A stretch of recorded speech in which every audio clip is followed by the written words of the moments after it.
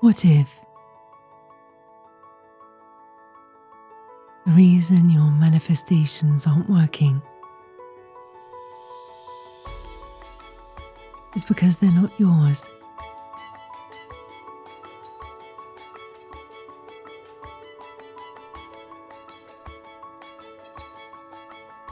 What if you've been trying to call in a timeline that was never written in your soul's blueprint to begin with?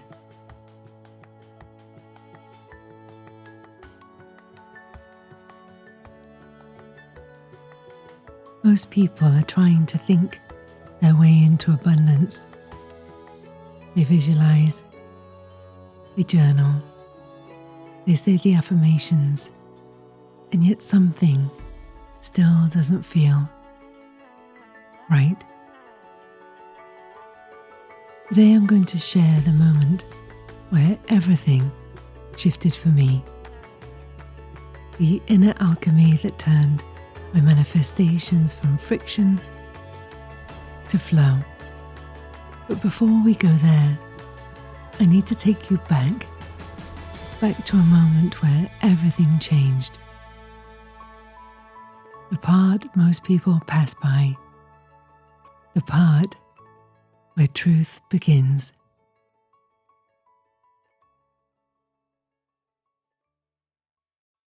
There was a time when I was doing everything right. I had a vision board. I knew what I wanted. I wrote it all down. I did the meditations. I said the mantras. And yet no matter how hard I tried, nothing was moving. My income was stuck. My heart felt heavy. And worst of all, I was beginning to believe the lie that maybe, just maybe, I wasn't meant for more. And yet, there was a flicker, a whisper I couldn't ignore, a knowing that said, this isn't it. Manifestation wasn't meant to feel so forced. One day I found myself walking through the forest, barefoot on the earth, carrying the weight of 1,000 unspoken fears. In this moment I said out loud, if I am doing everything right, then why do I feel so very empty inside?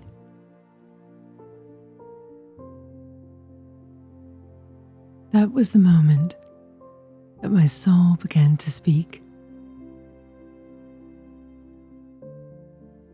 Because here's the truth. I was manifesting from my wounds, from lack and limitation, from urgency, from the belief that I had to prove my worth. I was calling in things to feel safe, not because they were aligned. And that's what most people do. They try to manifest from the mind, but the mind only knows what it's seen. Your soul remembers what it came here to do. And that is a completely different frequency. In that still moment, something ignited within me. And what I heard was this. You're not here to chase a timeline, Katie. You're here to embody one. The life you're calling in is not out there waiting for you. It's already inside you, encoded in your soul's unique frequency. But if you try to skip the inner work, if you try to manifest from desire, you'll always feel like something is missing. Because it's not about what you want, it's about what you are. You are the frequency, and the world responds to who you're being, not just what you're asking. At night, in the silence, I receive what I can only describe as a download. It said, when you remember who you truly are, manifestation becomes more of a remembrance, not wanting. And that's where everything clicked. I was here to become a clear channel for my soul's highest timeline.